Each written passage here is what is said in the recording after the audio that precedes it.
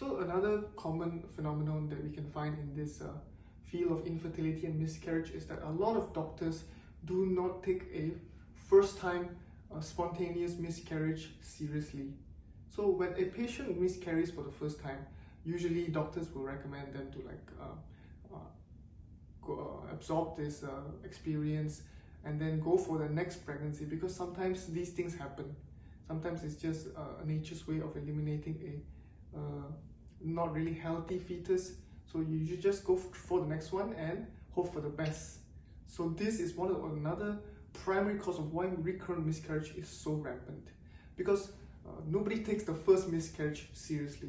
So here at Antai Hospital, we'd like to urge all patients out here to take your first miscarriage very seriously, because if you do not deal with the underlying cause as to what actually caused the miscarriage in the first place, in the next pregnancy or in your subsequent pregnancies, you will most likely miscarry again, because nobody is treating the underlying cause.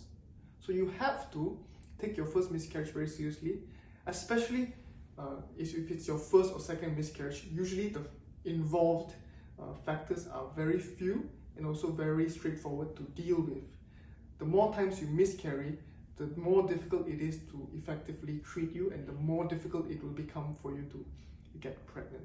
So we have patients that come with to receive treatment. They have miscarried 5 to 6 times because they are just blindly going to get pregnant each time. Just because they failed previously, they will just say that next time it will succeed. But they didn't even go for a comprehensive checkup and also diagnosis for the underlying causes. So it keeps getting worse and worse. It's more difficult for them to get pregnant, and it is also getting very difficult for doctors to treat. So I hope in this video you can learn that the first miscarriage is very important.